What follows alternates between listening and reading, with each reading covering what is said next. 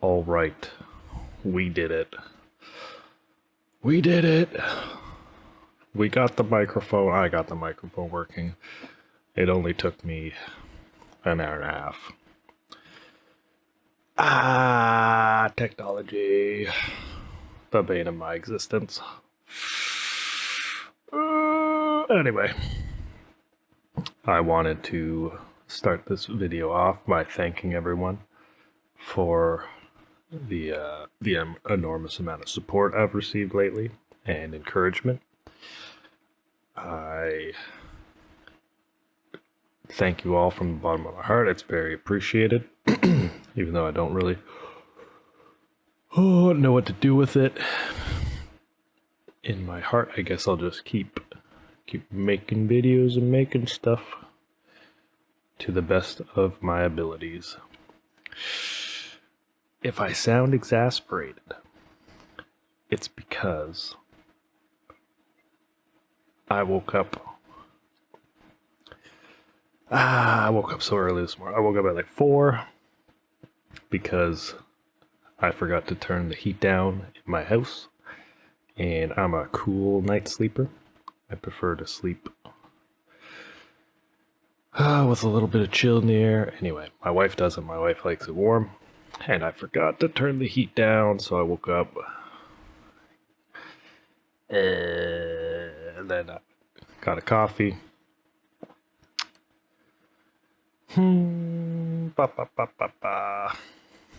Anyway, got a coffee, got back, tried to record this audio at 6 in the morning. It's now 7:30 because of technical issues, because I don't know how the mic works very well yet, and this audio software.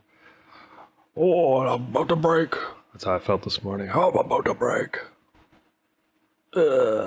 Anyway, I'm drawing a portrait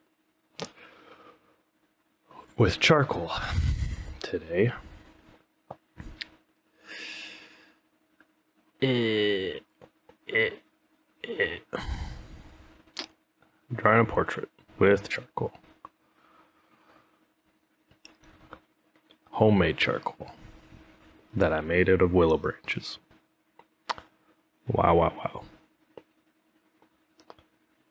Here I am measuring the face to make sure the proportions are correct.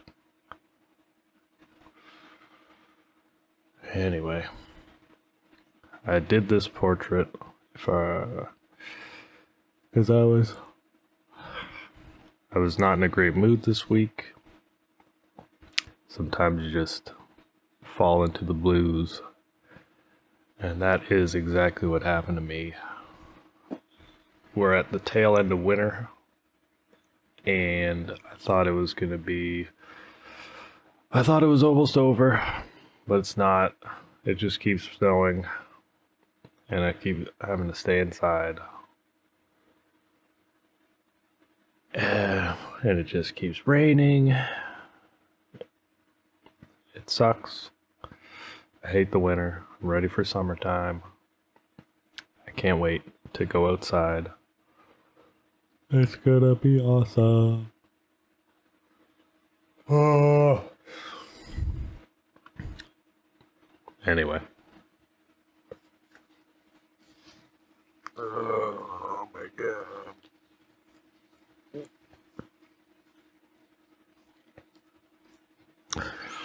Allow me to wake up a little bit here. I had so many ideas. When I woke up this morning, I was full of vigor, and battling with technology drained me. But we were successful. At least that's a win. I didn't give up, even though I wanted to.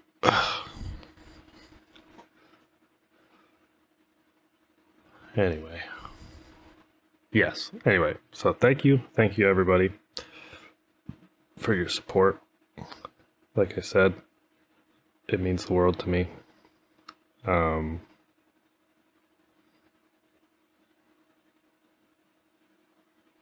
Yeah.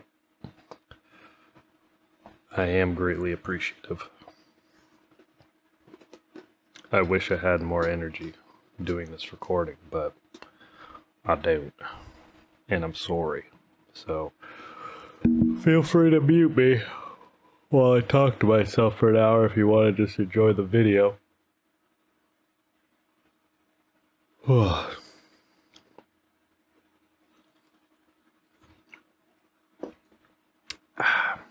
I wait for my coffee to kick in.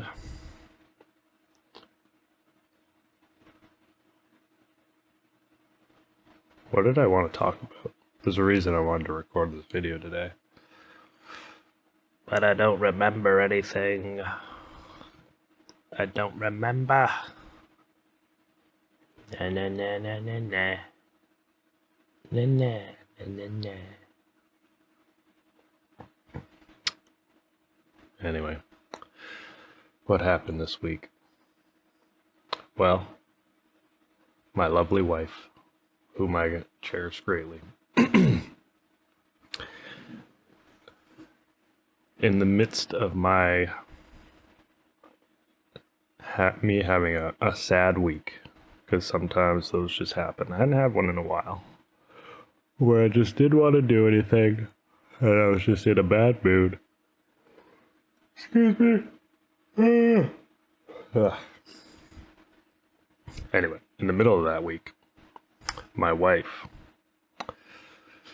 the angel, decided to share the YouTube channel with her family Facebook group, which was very sweet of her, very well-intentioned, but for whatever reason, that sent me into, I wouldn't go so far as to say a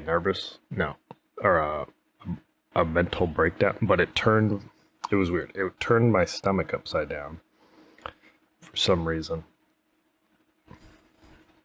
Maybe because, and I felt deep shame. I remember that. I felt so ashamed for some reason. Even though my wife made a great point of like, well, what's the worst that's going to happen? Someone's going to mention it at Thanksgiving and be interested in something that you're passionate about, which is a excellent point. But, I don't know. I guess I have a bad habit of projecting negative thoughts or negative consequences into the future instead of thinking, and it's bad. I shouldn't do that.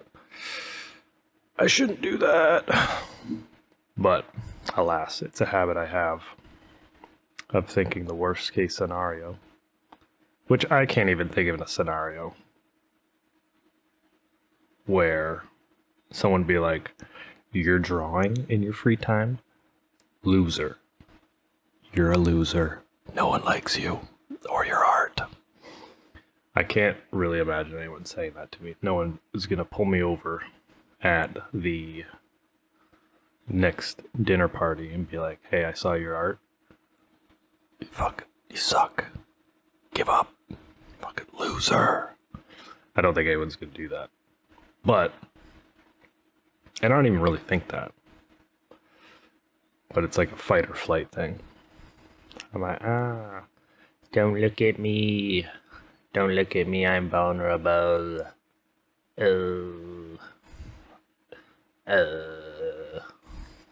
anyway.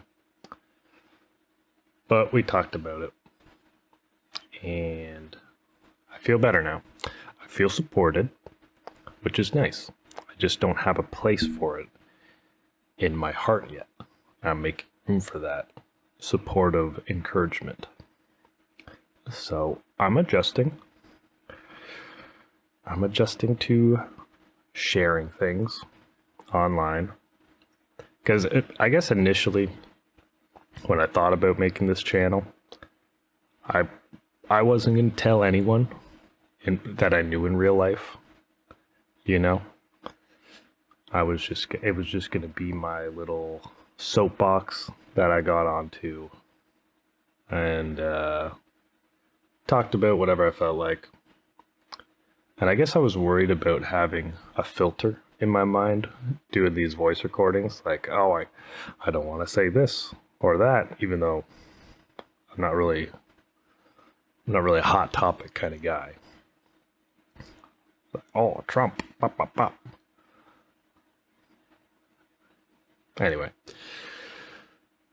I guess that's what I was worried about, which is silly.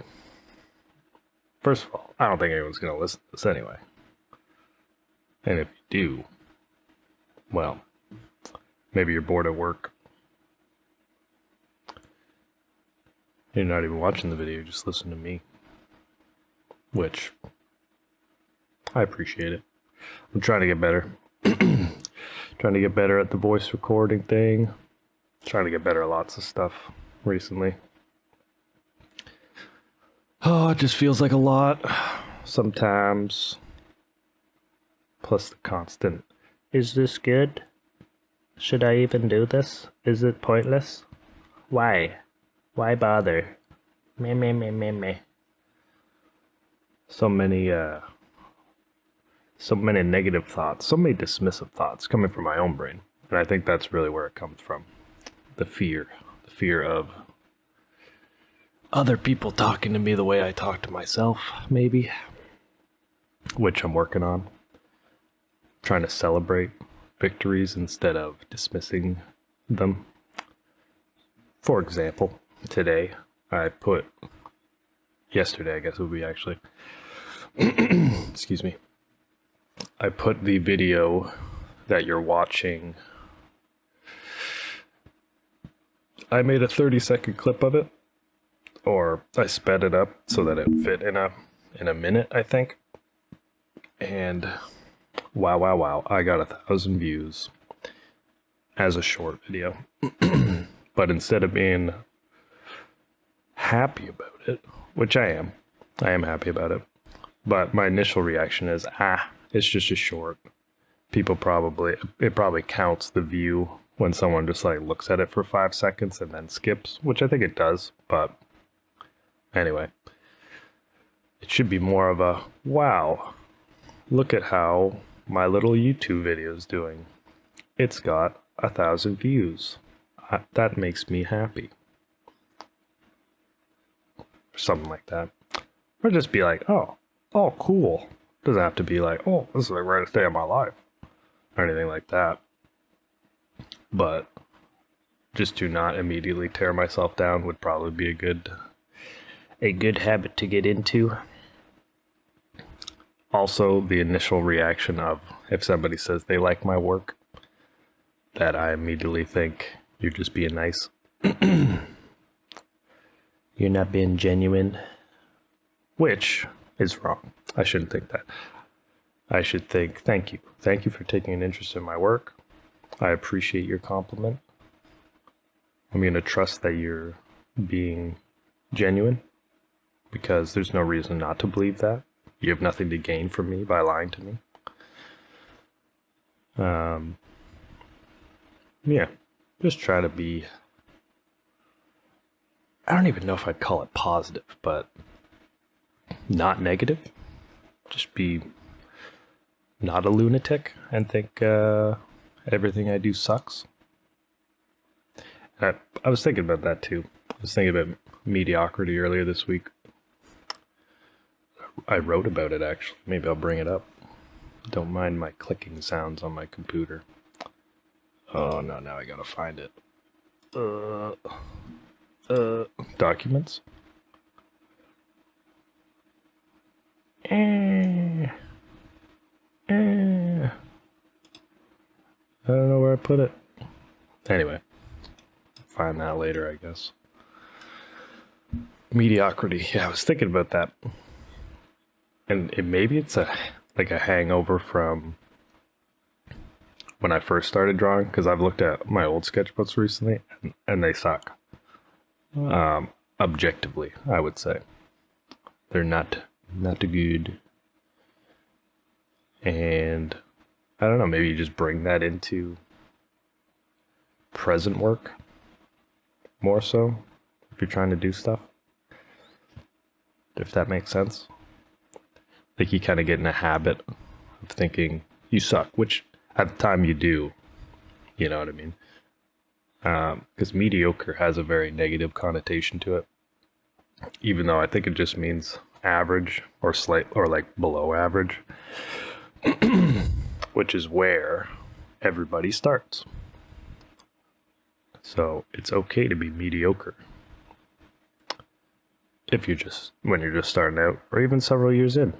I mean, I still feel like my drawings are somewhat mediocre. Like every time I draw something, I see like things I could do better. Like if I'm looking at my drawing right now, I think I got into the shading part a bit early. Like I think I would like to see the lips kind of done, like lassoing the shapes before just jumping into shading. But I mean, I was just jumping in. I hadn't drawn. This was my this was a drawing. I hadn't done anything for like, I don't know, like a week. Because I was getting a 2 in my head because I was being a sad boy all week. And I know when I'm in those moods, the best thing to do would be to just start working. And it did. Like as soon as I did this drawing and I finished, I was like, oh, like I'm not bad. I'm not awful. Look at me, I can do stuff. But before that, yeah, I just didn't want to. The thought of doing something, I don't know, I guess people call it an art block, but I don't really know. I don't know why that happens. I couldn't tell you. But anyway, I know that it happened. I know that I wasn't in a good mood all week. And then I felt better after I did this. And, yeah.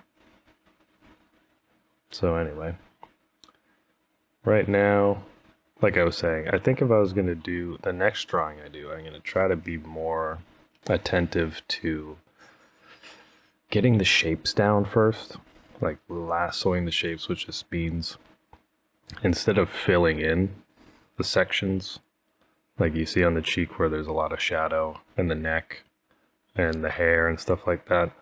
Another way I've seen of drawing that seems to be more of a gives a more professional look, which I want to try at least.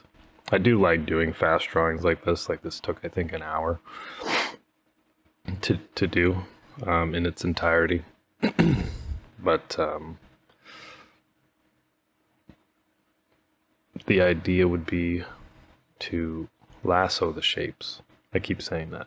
But what that means, I'm going to try to explain it, is just drawing the edges of shadows and pieces of tone and paying real close attention to the edges. So, for instance, in this picture, if you look at the right eye, there's a hard edge to the left of his eye, to the left of the right eye. And then on the nose, there's very soft edges. So instead of filling in the shadows immediately, like you see me doing here, it can be advantageous to kind of just circle those areas of tone. And then once you've got all the shapes lassoed, all the little mini shapes that make up like the puzzle piece of the face, then you can slowly bring up the drawing by shading.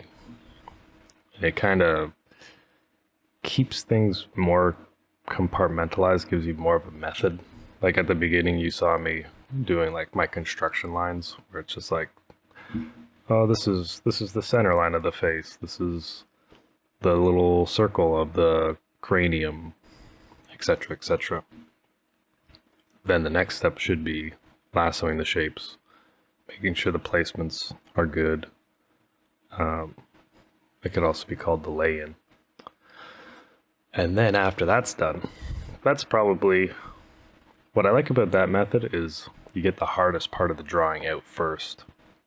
Because once you have that once you're that far along, you have your edges down, all the proportions are in a spot you like, you can see the whole drawing, and then it's just a matter of refining the tones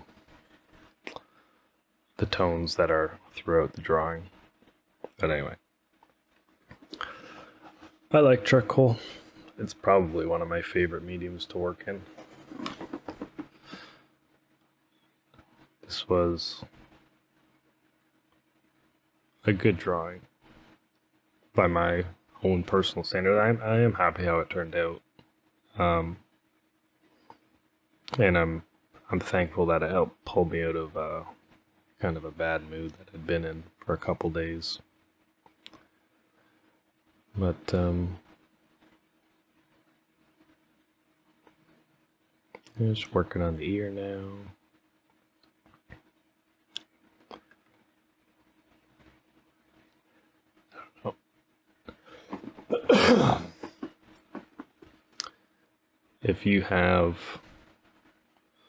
If there's suggestions for what you'd like to see me draw, I think I'm gonna do more of these charcoal sketches because they're enjoyable for me, and it doesn't take a whole lot to set up. It's just a piece of paper and a stick of charcoal. I don't have to set up all my oil paint, so it's actually very easy in terms of prep.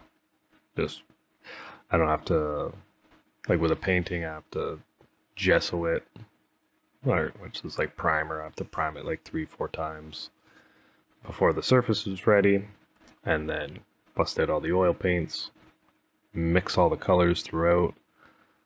So to do a charcoal drawing like this this one took an hour.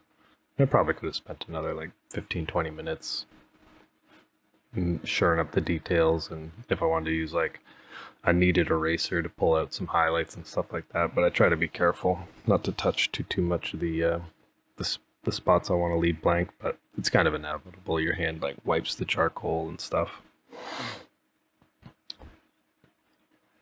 As you're drawing, I don't really use a I know some people will put like a blank piece of paper down so that their hand doesn't smudge the drawing, and kind of keep it a little nicer. Later on, you'll see me use like a bump stick, I think it's called. But it's just a stick that I lean on the drawing board so that my hand can not touch or I don't plant my hand in the charcoal and smear it after I get kind of like my final shadows in.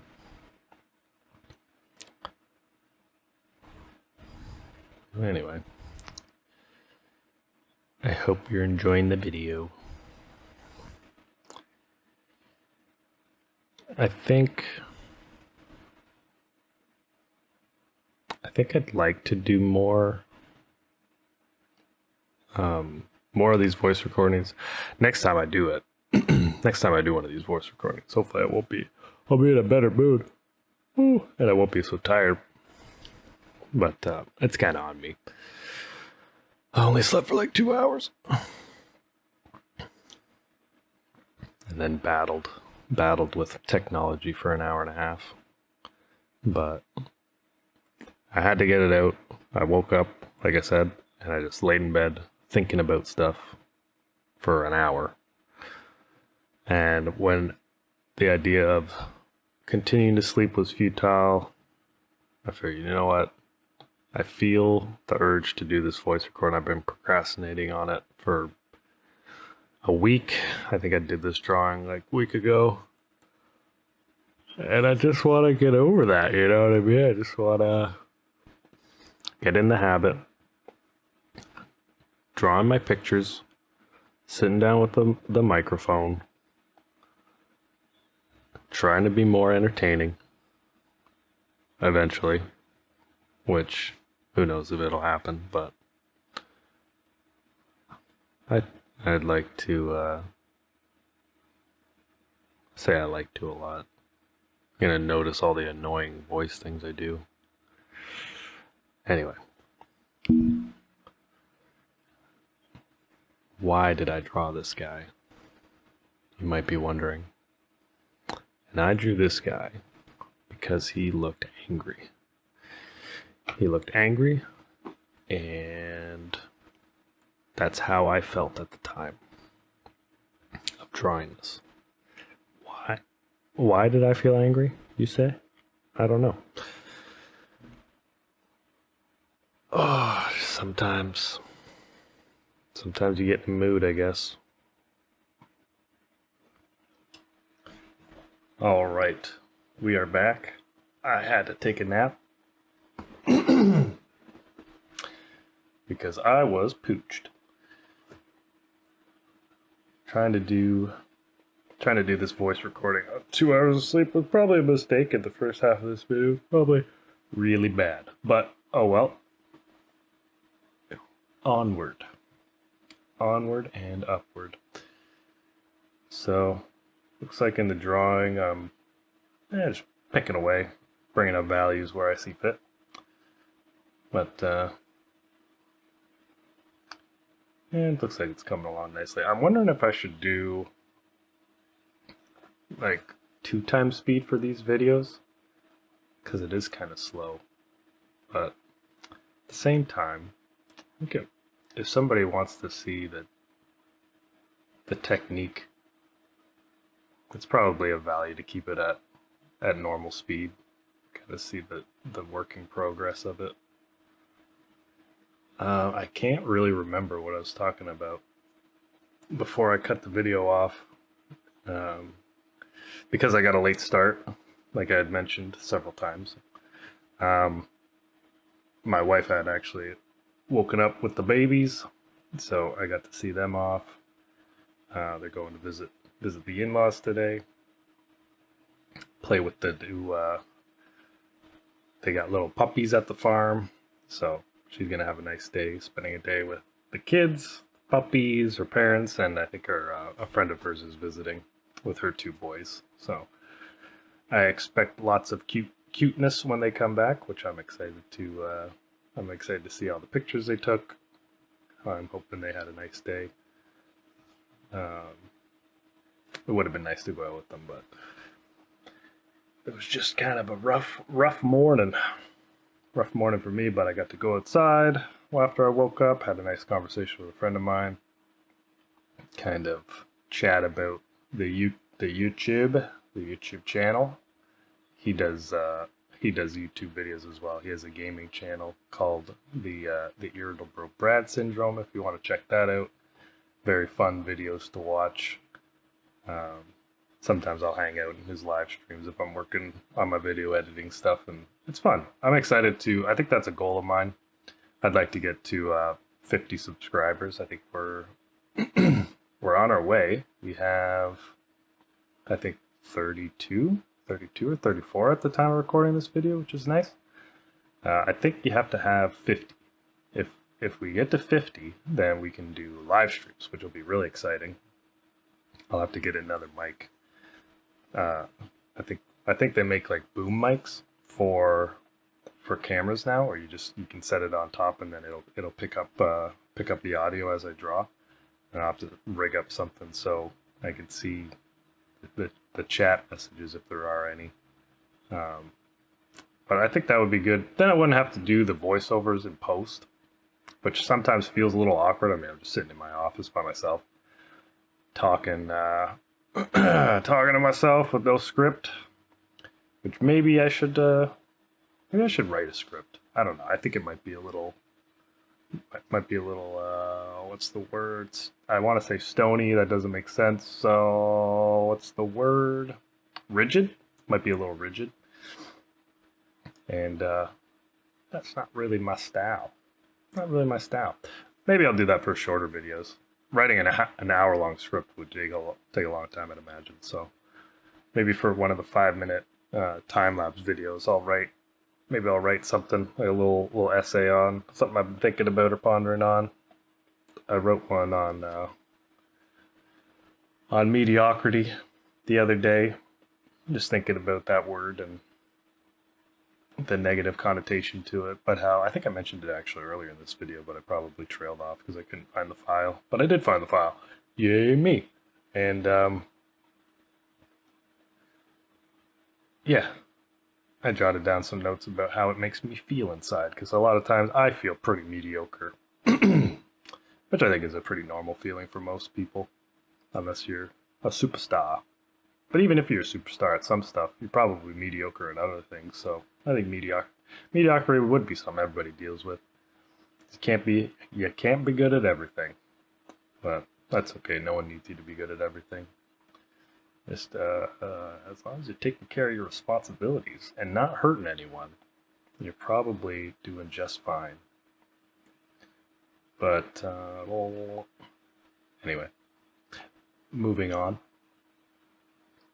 Looks like I'm drawing lips now, which I have a tendency, and I don't know if I mentioned this in other videos, I always make the gap. I don't know why I did that. See, like at that point in the video where the light flashes and gets brighter, I don't know why that happens. I think I was recording this during the ice storm that we had earlier this week, and it was like fluctuating my power. So at one point in this video, it goes brighter for some reason, which I don't know why, and then darker and then brighter again. And I'm not really good at video editing, so I couldn't really fix it. But hopefully it doesn't, I mean, it bothers me, but I get bothered easily. Anyway, what was I saying?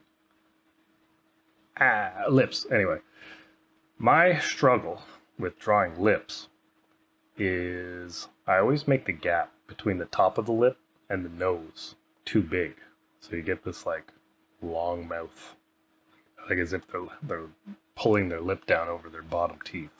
But I think I did an okay job on this particular drawing.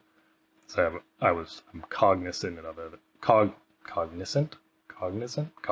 of it. Anyway, pardon me. Adjust my chair a little bit. Anyway, I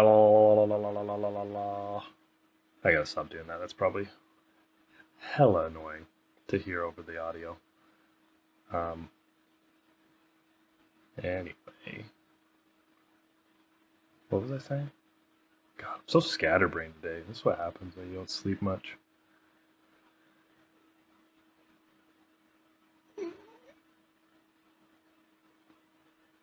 Anyway, cognizant of lips being in the wrong spot.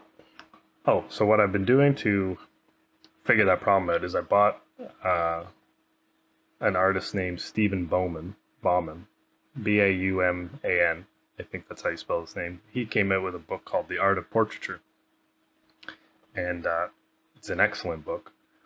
I would recommend anyone who's trying to get better at portraits to read that and copy some of the drawings out of it. But he has like anatomical studies of various parts of the face to show the muscle, the musculature between in all the different parts of the face, and also the fat deposits. Because I was watching, or not because, but in another way, but I can't speak. On the other hand, I was watching another artist I would really recommend to anyone trying to learn. Also, side note, if you're watching these videos trying to learn, I guess you could, maybe, in a sense, maybe a bit better than a beginner artist, or maybe like an intermediate artist. But if you really want to watch a really excellent professional artist and how they work and their workflow, I would go to Watts Atelier. I'm sure if you search Watts, which is Watts, and Atelier, which is Atelier, you'll find some extremely informative videos on draftsmanship and making drawings that look very, very professional and polished.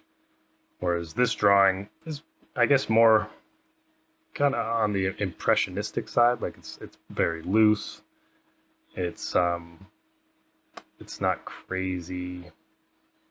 I wasn't super anal about proportions or getting everything just right or super rendered. But that's all in what you wanted of drawing. I knew when I sat down to do this particular piece, I wanted to get it done within an hour. I think it's good to set boundaries on or expected timelines for not like rigidly, like if I'm I don't set an alarm for an hour and be like, oh, time's up, okay, I'm done. But it's nice to give yourself that kind of parameter sometimes when you're working. I remember that being a very important thing I did when I was first learning how to draw, was doing the quick sketches, doing the starting at like 30 seconds to do a drawing. And it really helps you loosen up and relax and not be so precious about your work, which is good. You don't want to, I don't think you want to do too much of that. Well, you want to do lots of everything, I think, actually. You want to do lots of those, lots of longer drawings. That's something I would like to do, but I don't know. I struggle with the patience. Like I see some people, they do like, like they spend 15 or 20 or 35 hours on a single drawing, and it looks amazing. I think I don't do that right now because I don't have the knowledge base of anatomy to fill up an entire hour, to fill like 20 hours. I think I would be meandering a lot within the sketch, and I would prefer, or not that I prefer, but perhaps one day, excuse me, perhaps one day I'll do that. Once I study anatomy more, that's one thing I've definitely been slacking on, is going into the more academic realm of drawing. Most of my recent stuff has been more expressive. Another great guy to look at if you're learning is, I think his name is Mark Cater or Mark Carter. He has a YouTube channel called Draw Mix Paint, and he has an excellent method for if you're just getting into oil painting and you have no idea where to start. He's the guy to watch. He has a very straightforward approach to it. I think he calls it the no talent method, which is really great. Basically, he gets his canvas, does a stain so that you kind of sit in that mid-tone area. And he breaks it down into just exactly what his channel name is. You draw your image, kind of what you might see me do on some of my digital paintings on the channel, where sometimes I just kind of skip the drawing step a little bit, where I'll just take the image and get the outline and then start painting. Which sometimes I'm just in a, I don't know, lazy mood, or I want to skip the drawing and playing with proportions and stuff like that and measuring.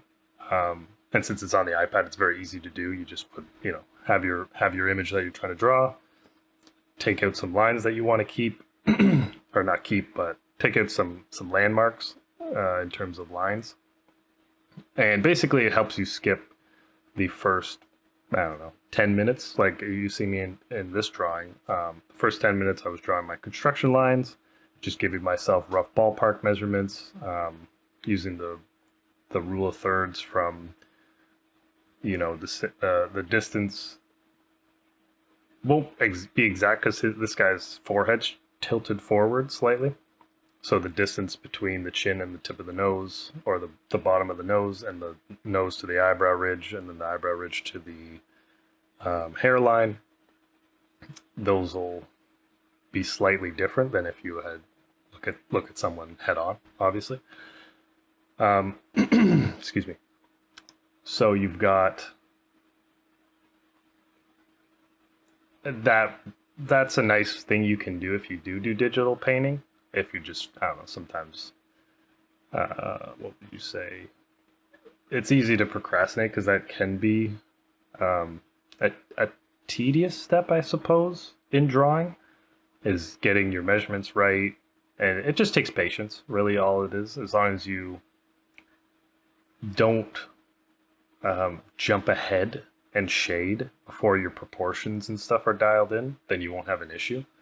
But it's an option. I mean, there's plenty of artists out there that tend to skip that step. Alpay Elfie, I think he's a German artist, but he's got a big YouTube channel.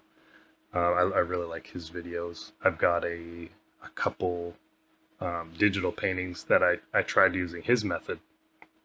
But before I get too ahead of myself, I'll continue. So with Mark Cater's method of drawing, he draw mix paint. So gets his drawing done, his line work, his outlines, the big shapes of the big blocks of value to rough in the sketch,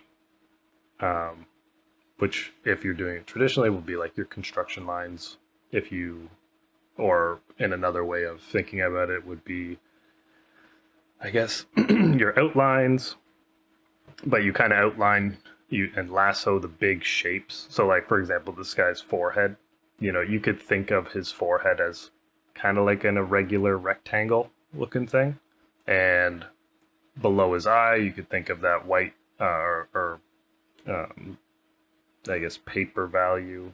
You could think of that as a triangle, an irregular triangle.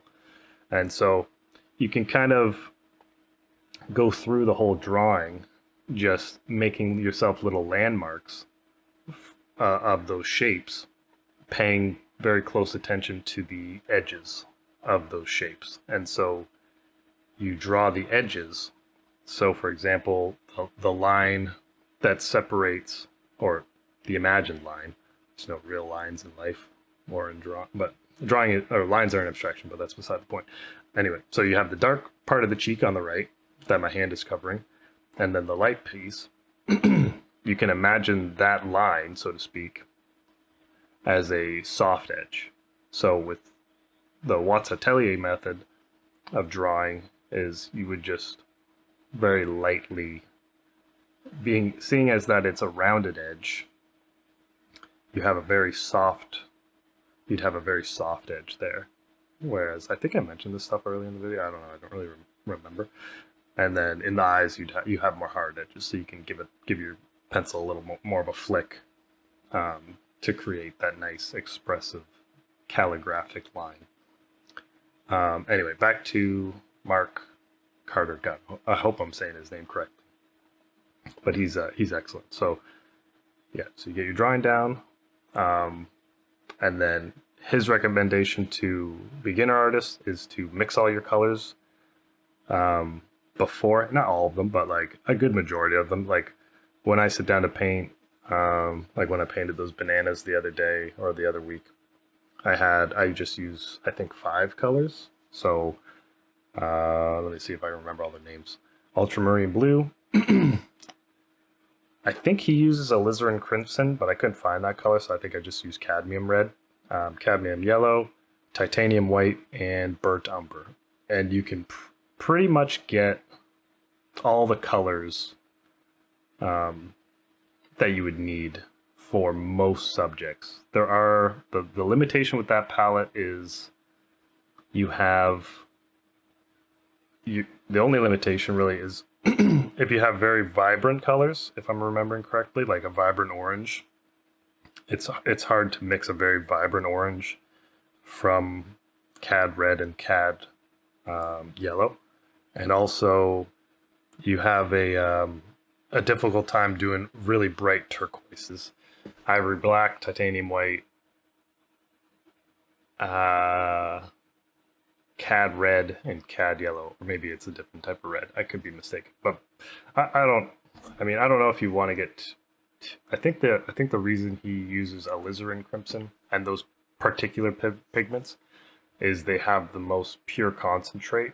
So with other colors like burnt sienna, there'll be several different types of pigments in the paint, so it can not confuse people, but having those extra paints, it's nice to kind of start from ground zero and just use pure pigments. I think that's his philosophy behind it, so that you can, no matter what little puddle you have, you can push it and pull the color in certain directions where you're learning to mix the paint in a way where you see it in small gradations. What I mean by that is like, oh, I'm trying to do this yellow in the banana. My yellow is a little too brown. So what do I need? I needed a lighter value. So there's two options to make a color lighter, yellow or white. White will make it cooler. So it's like, I don't want that. I need it warm. So I add yellow, etc., etc. And so he has great videos on explaining the color wheel with that particular palette and how to push and pull colors into the value ranges that you want, and then the warm or cool, and etc., etc.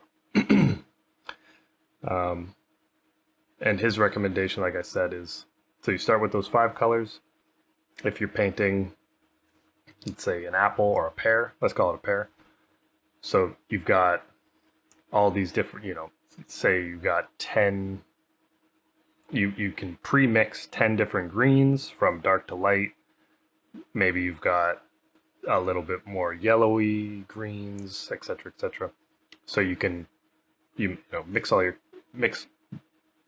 most of your colors beforehand, and then you spend more time just focusing on the actual painting instead of painting, mixing, painting, one stroke, mixing.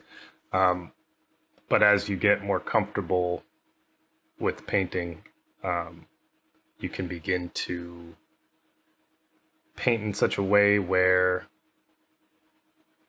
you can knock down colors as you go. Like if you put in your shadows first, which you should, your shadow tones, your dark tones. Generally in oil, you go from dark to light. If your shadow is a little too dark at the bottom, while you're putting in your next mid-tone or your next value, your next lightest value above that, if you find, maybe a 1/4 inches of the shadow is too dark, you'd like to knock it down a little bit, you can just kind of push your paint into that area and it'll knock that value down slightly, and you kind of mix the paint on the canvas. But for starting out, it's nice to just do your mixing beforehand and then continue to go from there. So I followed his a lot because before oil painting, I'd done mostly just drawing with graphite, a lot of just monochromatic stuff. I knew one day, I think probably a decade ago, I knew one day I wanted to do portraits. But every time I did, they just came out awful. And maybe I'll do a video one day going through old sketchbooks. I just found actually a bunch of them in my shed, or my storage, I should say.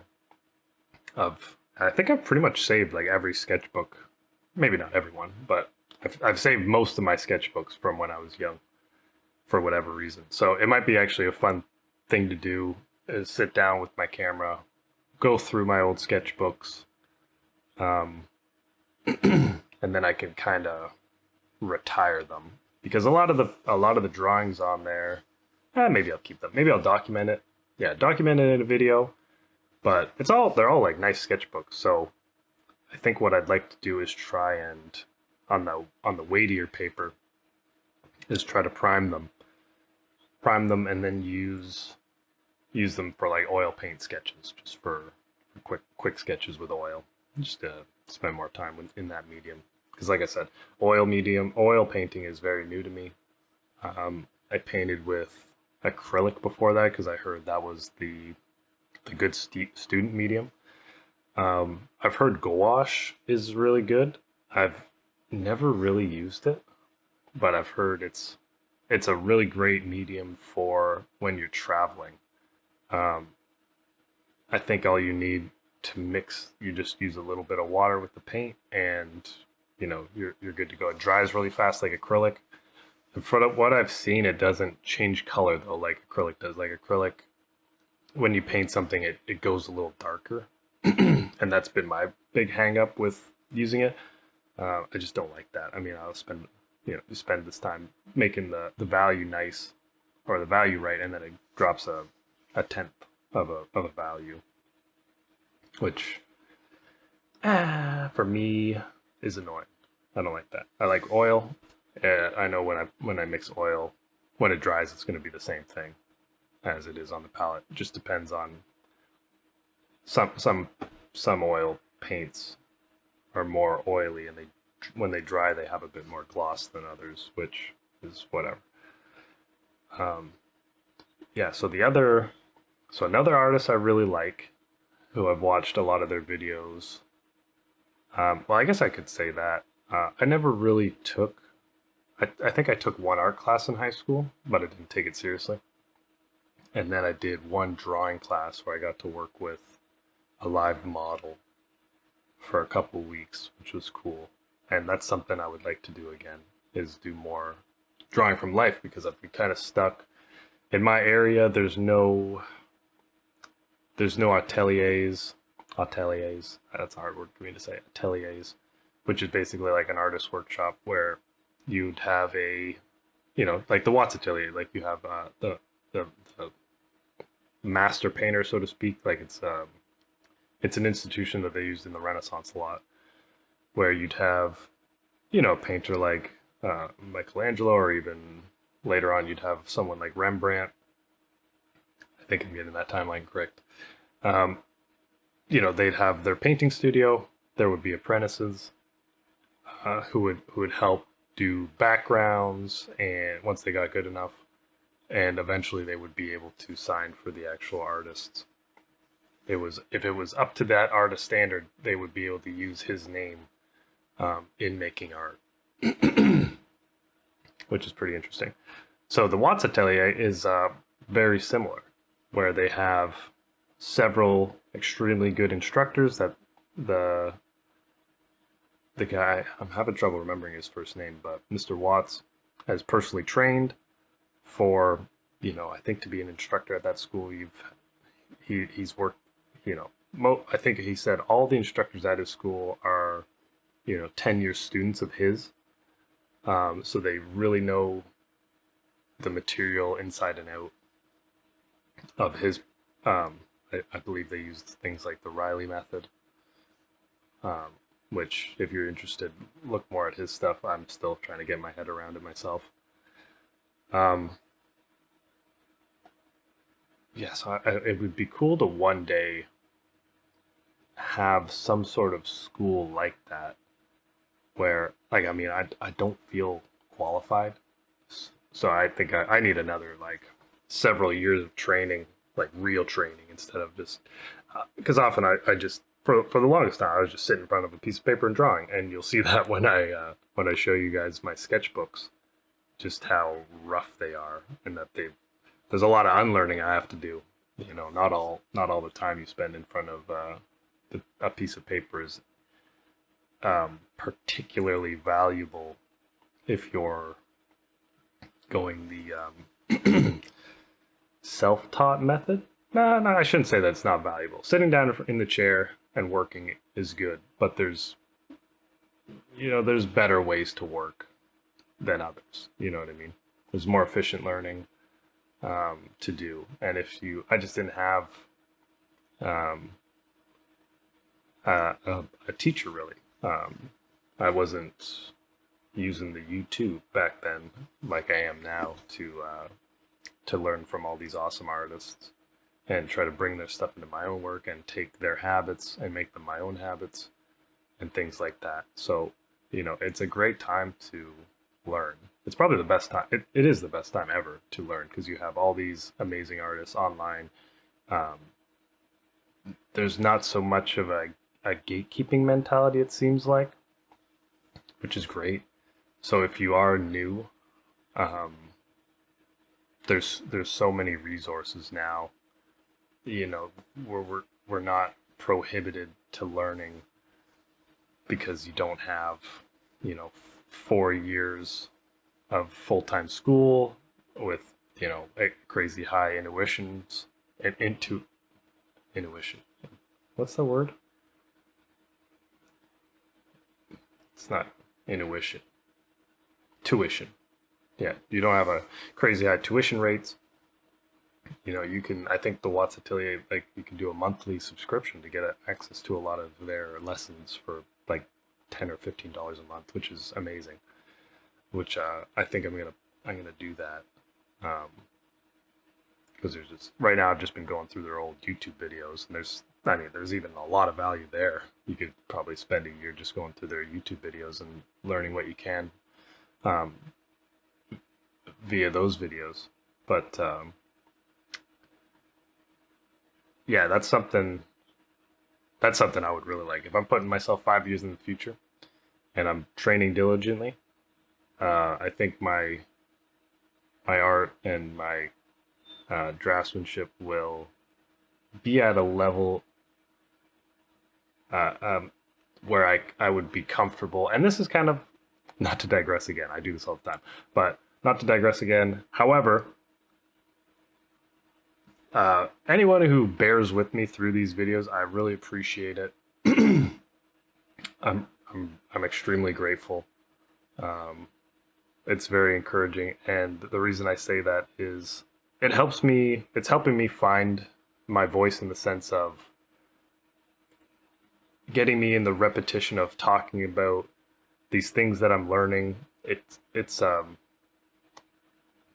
a great way for me to solidify the information I read and look at during the day, in addition to using it drawing. Um, and I think it'll really help me one day if I ever teach, to have ever already said the words, to made the mistakes on this format of, the parts where I stumble or find the gaps in my knowledge, and the parts where I have a hard time explaining.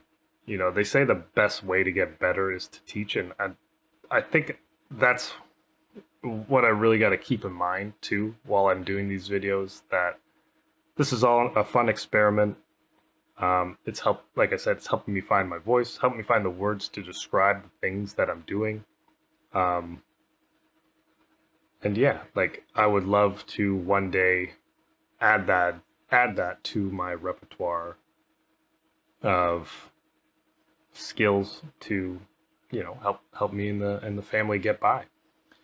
I think that it would be like extremely fun for me, to have a place that, if there's whatever 5 or 10 people learning to draw, and then collectively we could have live models come in, and then everybody gets to sit down, draw the live model, talk about the drawings. I think that would just be a really great experience, and I think my area that I'm in, I think it would suit it really well, because I think there's some drawing classes, but I mean, I haven't really looked into dedicated buildings where there's a weekly, live a weekly workshop where a live model comes in and you draw with them, and et cetera, et cetera. So I think that's on my list of, in 5 years, I'd like to see myself here. And yeah, just got to take it one day at a time. So the video's coming to an end.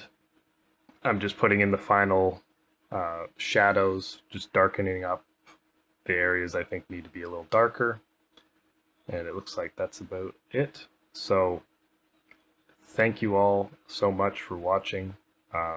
Thanks for the support and the encouragement. It really means a lot to me. I am getting more used to this, it's all still very new to me. So I appreciate the patience, and yeah, we'll see where it goes, one day at a time, right? Okay, guys. Thanks again. Take care. We'll see you on the next one. All right. Bye bye.